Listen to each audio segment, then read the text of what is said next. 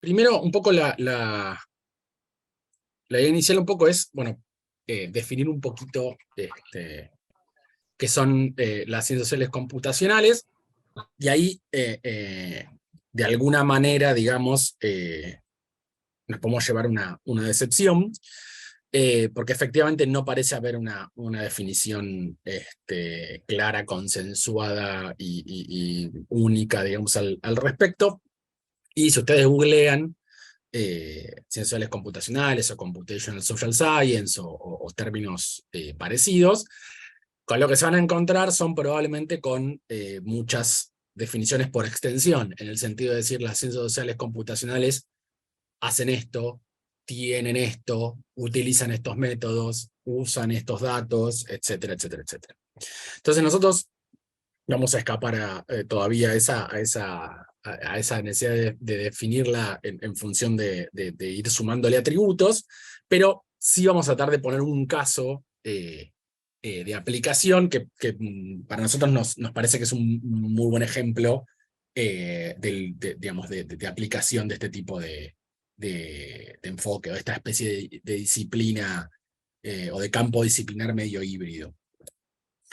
Entonces, este es un trabajo del año 2016, que el título es bastante, vamos a decir la verdad, es bastante explícito respecto a lo que está queriendo abordar, y básicamente el problema que se está planteando es la posibilidad de generar una medición, un índice, digamos, una métrica, que permita cuantificar, digamos, la segregación o la integración, según como uno lo quiera ver, en comunidades migrantes en una serie de ciudades del mundo. Ahí están marcadas las ciudades, son 52 ciudades, y lo que trabajó este paper, sobre todo este trabajo, trabajó con una serie de distintas fuentes, digamos.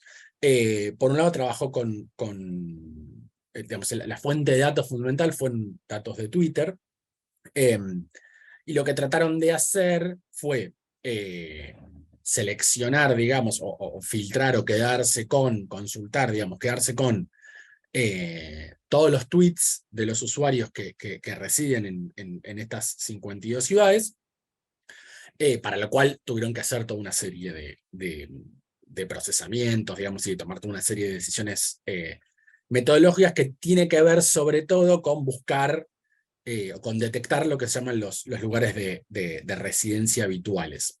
Y ahí ese es un primer problema interesante, porque, no sé si saben, pero digamos, Twitter digamos, nos permite, bueno, por lo menos hasta ahora, digo, después de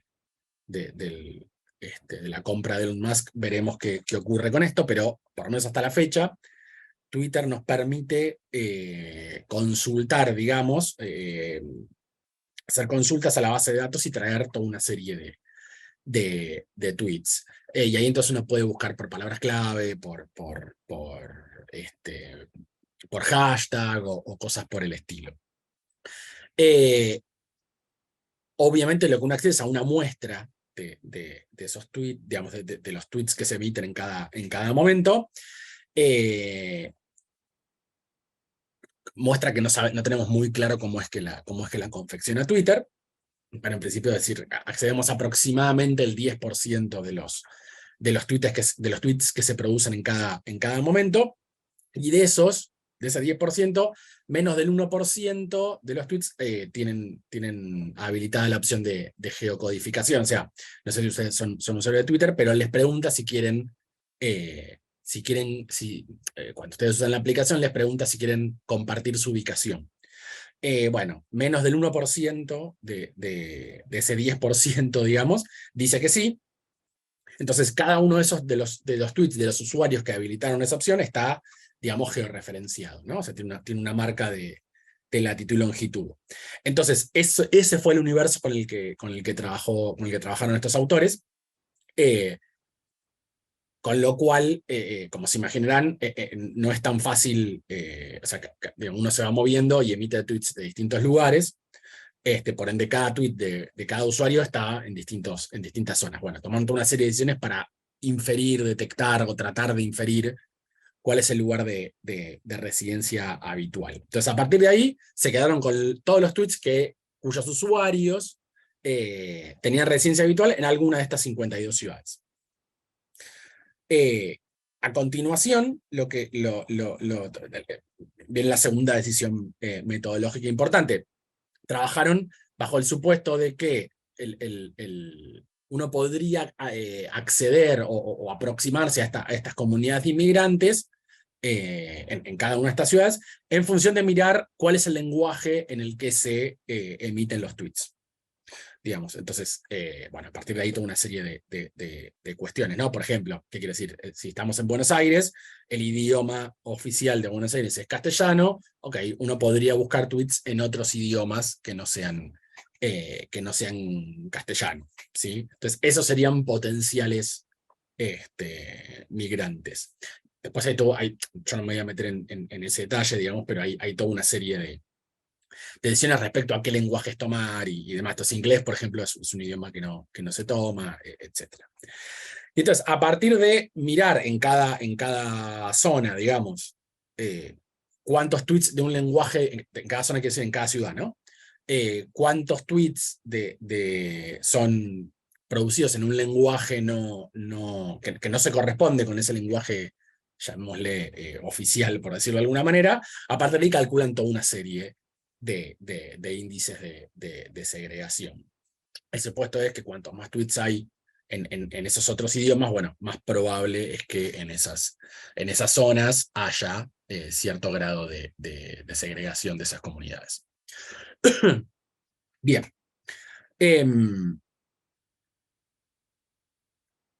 ¿Por qué elegimos este ejemplo, digamos?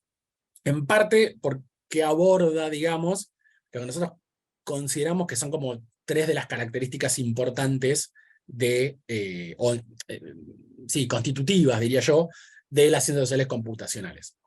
En primer lugar, y creo que no nos vamos a cansar de repetir esto, fíjense que la pregunta de investigación, el problema de investigación o la pregunta que aborda el trabajo es una pregunta bien clásica, o sea, tienen que ver con preguntas clásicas de las ciencias sociales, o sea, tiene que ver con la inmigración, con la integración, con la segregación, etcétera, etcétera. Entonces, esa me parece que es una cuestión importante, porque, insisto, por más que sean computacionales, digamos, siguen siendo ciencias sociales, y los problemas que abordamos son los problemas que la ciencia social aborda desde su origen, digamos.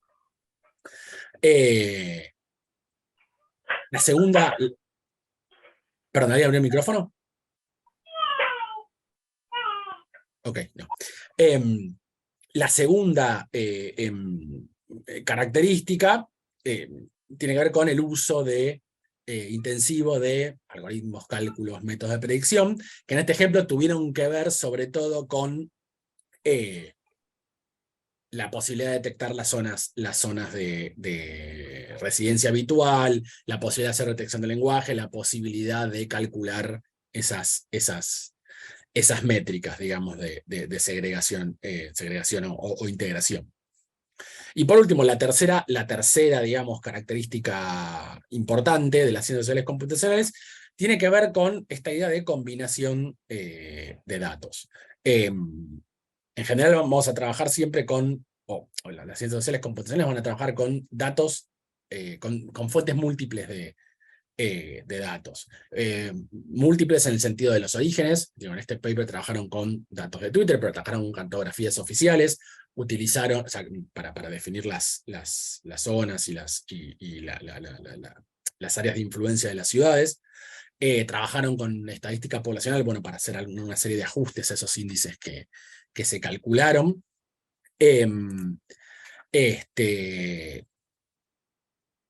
Y trabajaron con toda esa información. Por ende son datos que tienen procesos de producción diferentes. Digo, una cosa son todos los datos que en general producen, digamos, los sistemas estadísticos nacionales, como pueden ser, digo, censos, encuestas o cosas parecidas. Y otra cosa son los datos más vinculados a las redes sociales y a cierta forma de producción de datos que es relativamente espontánea. Espontánea en el sentido que los datos de Twitter, digo, los tweets, perdón, sigo con el ejemplo de Twitter para mantenerlos en el marco del ejemplo, digamos, ¿no? Pero digo, o sea, en principio, la gente, los usuarios de Twitter tuitean y no están esperando, digamos, no están pensando en que alguien eso lo va a tomar o lo va a recopilar para trabajarlo, digamos. Y finalmente, se trabaja con datos, digamos, con diferentes grados de estructuración. De eso vamos a hablar enseguida. Particularmente en estos dos últimos puntos, ¿no? El uso de métodos de predicción, cálculos y más, y en todo el proceso de hacer combinaciones e integraciones de datos de distintos orígenes y naturaleza, digamos, en general va a ser necesario encarar digamos, tener algunos rudimentos de programación o escritura de código. Digamos, esa va a ser otra característica derivada. Generalmente en que los trabajos de ciencias sociales computacionales, sea que lo compartan o no, sea que lo hagan explícito o no, hay procesos de codeo y de escritura de código atrás de eso, digamos. Sobre todo, insisto, para estas dos características que estamos hablando acá. Bien. Lo cual nos lleva a preguntarnos un poco, bueno, ok, ¿por qué, digamos, hoy adquiere esta relevancia, esta zona disciplinar híbrida, ¿no? Entre las ciencias sociales y las ciencias de la computación, y el machine learning, y la estadística, y demás? Y en parte tiene que ver con algo que se estuvo analizando bastante y que seguramente ustedes hayan escuchado. Hacia 2018, digamos, digamos la humanidad produjo un zettabyte de información. Para que se una idea, es un 1 seguida de, si no me equivoco, 16 ceros. Digamos, entre toda la información que circulaba en Internet, en la red, en las redes sociales, en el Internet de las cosas y demás, en el 2018 se llegó a ese número, que es un número que es como descomunal, digamos. Y yo después no vi actualizaciones de ese cálculo, digamos, pero las predicciones en ese momento planteaban que la producción de información se iba a ir duplicando cada 2 años o cada 3 años, digamos. Con lo cual, digamos, ese fue como el punto común de un proceso que viene bastante hacia atrás, que tiene que ver con digamos, cómo fue cambiando la forma en que la especie humana, digamos, empezó a producir y almacenar la información. Este es un gráfico que ha quedado un poco desactualizado, pero si se fijan, digamos, hacia principios de la década del 2000, digamos, el grueso de la información era almacenada en formato analógico. ¿Qué quiere decir con formato analógico? Libros, fotos, pero en papel, ¿no? Quiero decir, ese tipo de papel, etcétera, etcétera. A partir de ese momento, y obviamente vinculado a la explosión de Internet y de redes sociales, digamos, y todo el ecosistema alrededor de eso, la información se empezó a producir en formato digital. Y de hecho, hoy por hoy es por afano, digamos, el soporte fundamental o el soporte de almacenamiento fundamental de información es digital, digamos.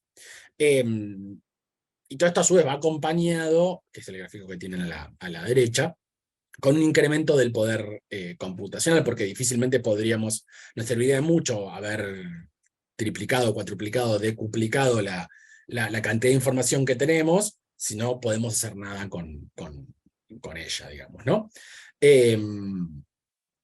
Obviamente acá no estamos discutiendo respecto a cómo ese poder de cómputo está distribuido, ¿no? Porque efectivamente está concentrada en algunas pocas empresas que venden sus servicios, etcétera, etcétera. No es que cualquier hijo de vecino puede ponerse a procesar con GPUs y cosas por el estilo, por lo menos en gran escala, pero efectivamente, por ahora, independientemente de esa distribución, el stock total, digamos, de poder de cómputo efectivamente, se ha incrementado notablemente. Bien. Lo cual, insisto, nos lleva a el problema de los datos, digamos. Si se acuerdan, cuando hablamos de la combinación de datos como característica de las ciencias sociales computacionales, en un momento quedó mencionado algo de los diferentes grados de estructuración, ¿no? Y ese efectivamente es una característica importante, que está vinculada con las otras. Las ciencias sociales computacionales trabajan con datos múltiples y datos que tienen distinto grado de estructuración. Y solo para dar una idea a lo que me estoy refiriendo con esto, les propongo pensar en estos dos ejemplos que tienen ahí. El primero es una captura de datos de la encuesta permanente de hogares, digamos, de una tabla de datos de la encuesta permanente de hogares, que es la encuesta que hace el INDEC desde el año 70 y pico, cuyo objetivo fundamental es producir información sobre el mercado de trabajo. Es una encuesta que se hace de forma periódica desde mediados de la década del 70. Entonces, en este ejemplo, cada fila es una persona, es un individuo, digamos, y cada columna es alguna, digamos, característica que se registró de ese individuo, ¿no? En qué aglomerado vive, la relación de parentesco con el jefe de hogar, el sexo, la fecha de nacimiento, etcétera, etcétera, de cada una de esas personas. Entonces, fíjense que la idea es, viendo esa tabla ya surge cierto grado de estructuración, que es que efectivamente es una tabla con filas y columnas, digamos, ¿no? Entonces, está ordenado, está estructurado de esa manera, eso que en sociología se llamaba la estructura tripartita del dato, ¿no? Pero a su vez piensen en la forma en que hay estructura también en la forma en que se produjo esta información, ¿no? Digamos, hubo todo un proceso muy, muy cuidadoso de selección de los hogares que entraron que formaban parte de la muestra. Un proceso aleatorio, pero no por ello, digamos, al tuntún. Hubo un proceso aleatorio de selección de esas unidades que formaban parte de la muestra. Hubo un proceso de registro también estructurado, porque estos datos se construyeron a partir de un cuestionario, a partir de la aplicación de un cuestionario, el cual se sentó con cada una de las personas y se le hicieron toda una serie de preguntas.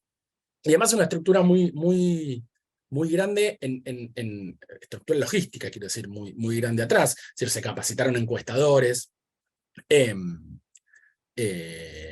Digamos, es un equipo grande de encuestadores que sale sistemáticamente, fueron capacitados, hay una estructura de supervisión, hay una estructura de edición de los cuestionarios, etcétera, etcétera. Entonces, este es el ejemplo clásico de lo que nosotros, este sería como si quieren el extremo de la escala, digamos, de datos que nosotros vamos a llamar muy estructurados, en este sentido. Estructura, fíjense que abarca todas las etapas, ¿no? del proceso de producción de datos. En el otro extremo, digamos, los datos de muy bajo grado de estructuración, tenemos un ejemplo que es lo que está abajo, que es básicamente un conjunto de letras de tango que fueron construidas, un corpus de letras de tango que fueron construidas a partir del web scraping de una página de letras de tango que es todotango.com. Pero podrían ser, por ejemplo, tweets también, ¿no? Digamos, para pensarlo. La información del texto de los tweets es una información que está muy poco estructurada también. Lo que tenemos es básicamente texto libre. Entonces acá no hay estructura tripartita del dato, no hay columnas, digamos, hay texto libre. A lo sumo, uno podría pensar que cada una de las letras de tango, cada uno de los tweets, eventualmente, es una unidad, digamos, ¿no? Es una unidad de registro, una unidad de análisis. Pero entonces, acá no vemos esa estructura tripartita del dato. Y algo parecido pasa en términos del proceso de producción. Digo, lo que se hizo para construir este corpus fue meterse, armar un robotito que se mete a la página, descarga la información, pero esa información estaba ahí. Digamos, no hubo un cuestionario aplicado digamos, aplicado a nadie, o sea, simplemente se descargó la información del sitio. Y si uno piensa, por ejemplo, en Twitter, cuando hablamos hace un ratito, hay un alto grado de espontaneidad en la producción de esa información. Insisto, los usuarios tuitean, digamos. No tuitean como puede ser en una encuesta donde el entrevistado reacciona a una pregunta del encuestador. Digamos, acá los tweets ocurren y en todo caso nosotros vamos a la saga a buscar qué es lo que están diciendo, pero no, en ese sentido son datos que son espontáneos o que son parecidos, están muy cercanos a la espontaneidad. Entonces, en el otro extremo de la escala tenemos esta otra característica, digamos, de datos no estructurados o datos con muy bajo grado de estructuración. Y esto es importante porque, insisto, las ciencias computacionales trabajan con ambos tipos de datos profusamente. Se usan datos muy estructurados, encuestas, censos, cosas por el estilo, y se usan datos con mucho menor grado de estructuración, y uno de los desafíos que uno se encuentra es justamente poder avanzar en la integración y en la compatibilización de estas fuentes de datos que, insisto, son muy diferentes entre sí, digamos. Entonces, parte del trabajo es poder hacer esa integración. Bien. Les quería contar un poquitín, un poco el marco en el que se produce o en el que se desarrolla, mejor dicho, el diploma en ciencias computacionales, que es el marco de Factor Data, que es un laboratorio de investigación en ciencias computacionales radicado en la Escuela de Altos Estudios Sociales en la UNSAM. Y trabajamos básicamente en 3 líneas de trabajo. Hacemos investigación básica, tenemos algunos proyectos, algunas líneas de investigación que son propias de nuestro espacio, digamos. Ahora vamos a mostrar 2 ejemplos, digamos, de territorio, espacio y desigualdad y procesamiento de lenguaje natural aplicado a ciencias sociales. Hacemos también investigación aplicada. Digamos, en parte se acercan investigadores de la idea de otras instituciones y nos piden asistencia para abordar algún problema. Hemos hecho algunas cosas para municipios, algunos trabajos de consultoría para municipios, para la CEPAL, y para CNUR, y para otro tipo de organismos, donde la diferencia básicamente es que ahí nuestro rol tiene más que ver con una asistencia técnica o con un rol de consultoría, digamos, mientras que en los otros proyectos, estos de aquí, nosotros un poco definimos el planteo, son investigaciones propias. Y la tercera línea de trabajo, que es donde se enmarca el diploma, es la línea de formación y pedagogía, donde además del diploma, del cual vamos a hablar enseguida, estamos a cargo de un trayecto de grado para las carreras de antropología y sociología, y distintos cursos de posgrado. Bien, les comento rápidamente dos ejemplos de esas 2 líneas de investigación básica, como para que tengan una idea del tipo de cosas que hacemos, y en parte del tipo de cosas que están alrededor, o el tipo de investigaciones que están alrededor alrededor un poco del diploma, digamos.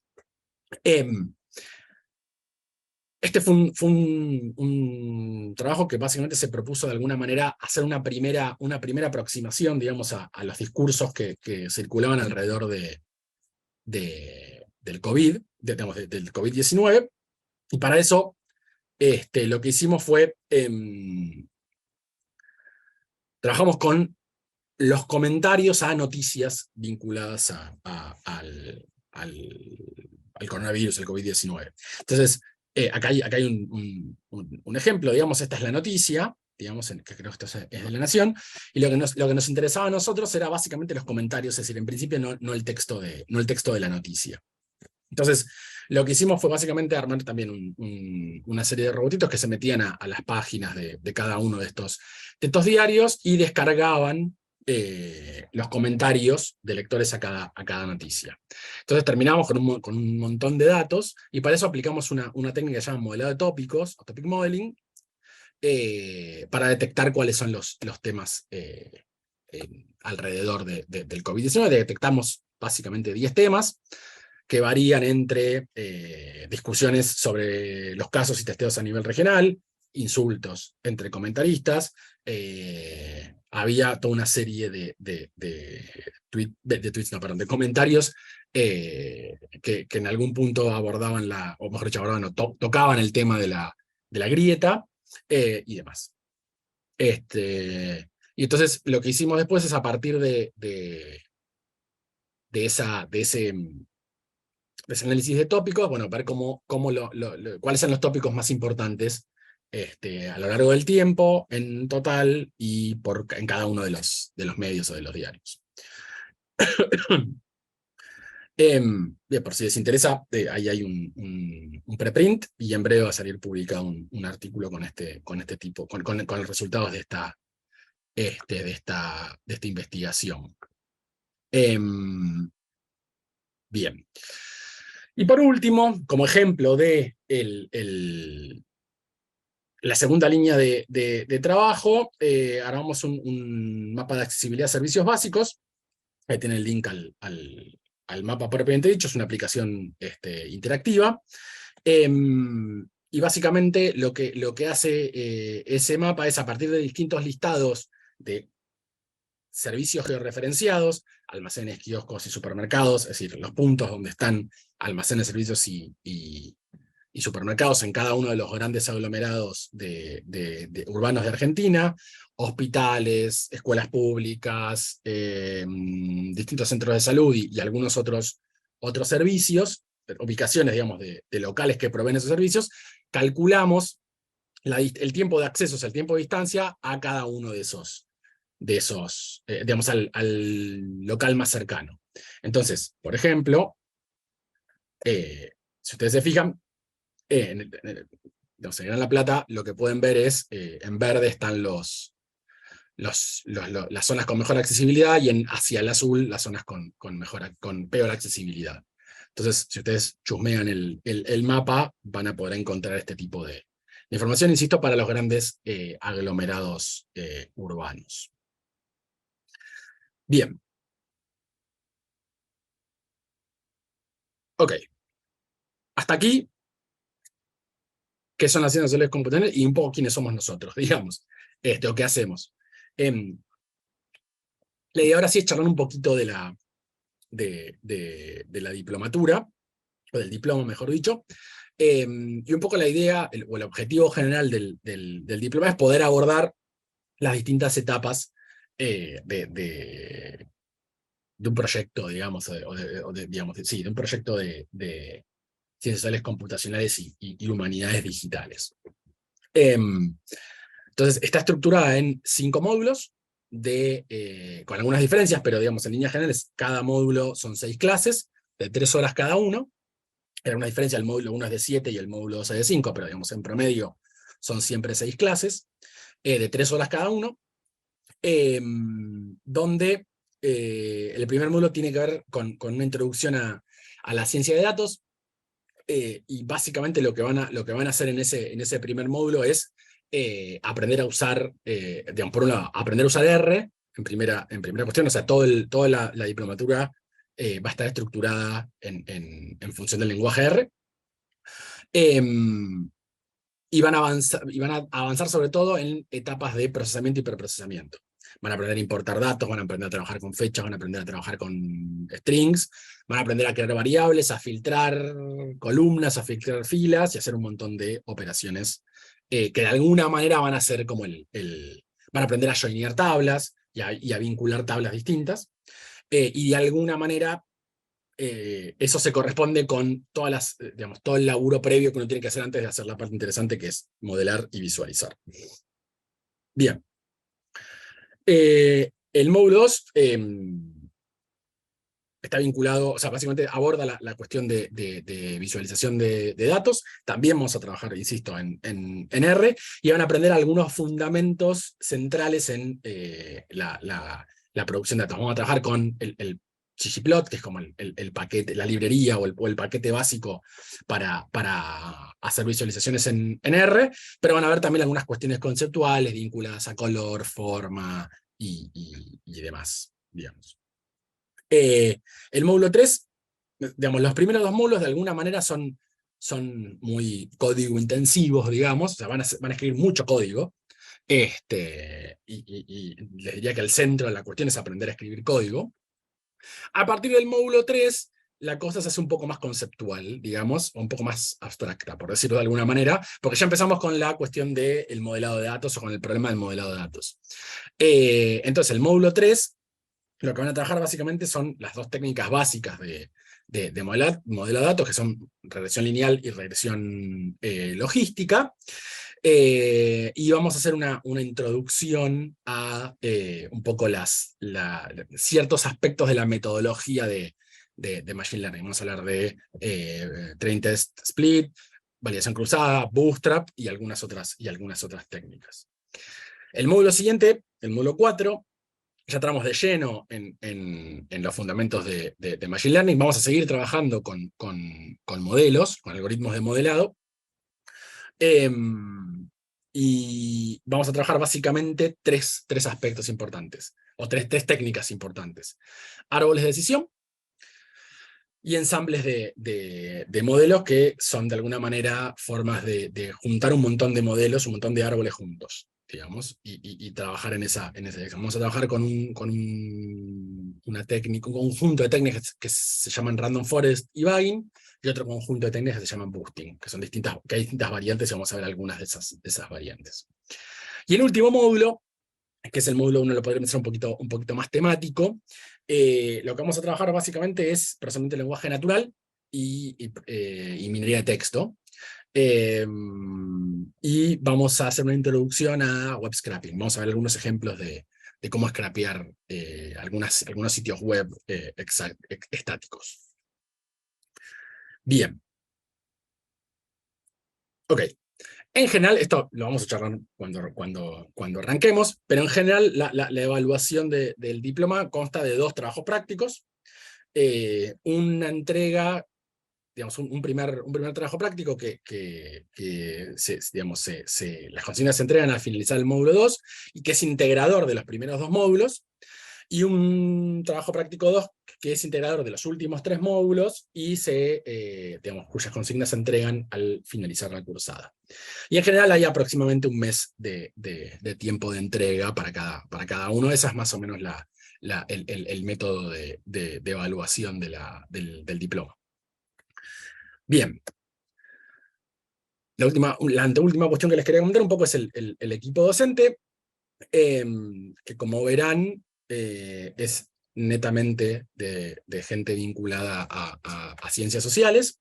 Eso la verdad que para nosotros es como bastante importante, porque de alguna manera, digo, todos tenemos un idioma común, digamos, que a veces en la interacción con otras disciplinas se hace un poco más difícil. Entonces, de alguna manera, todos los docentes del diploma están vinculados a las ciencias sociales, digamos, en distintos grados, pero son básicamente sociólogos y economistas. Bien. Ok, en general, esto lo vamos a ver, insisto, al momento de iniciar la cursada, pero tenemos básicamente 4 canales de comunicación. Zoom, que es lo que estamos utilizando ahora, básicamente para el desarrollo de las clases sincrónicas, digamos, son virtuales pero sincrónicas. En general, buena parte de las consultas, dudas y demás se manejan por una plataforma que se llama Slack, que es muy útil porque es una especie de mezcla entre chat y foro, que es bastante cómodo. Los materiales, digamos, los vamos a ir compartiendo en un micrositio para cada módulo, entonces van a poder descargarse todos los materiales, van a estar todos subidos ahí. Y las entregas y las grabaciones de las clases las vamos a compartir por Google Classroom. Bien. Les dejo algunos datos de contacto por si les resulta necesario. Para cuestiones vinculadas al programa, los contenidos y demás, les pedimos que escriban a esta dirección, que es la dirección de la diplomatura. Si tienen dudas sobre si hacerla o no hacerla, quieren conocer mejor el programa, etc., escriban ahí. Para cuestiones más vinculadas a cuestiones administrativas, aquí les dejamos estos correos, que son básicamente de del área de diplomaturas y posgrado del IDAES. Bien. Y por último, cualquier otra pregunta más, nos pueden contactar en cualquiera de estos medios también.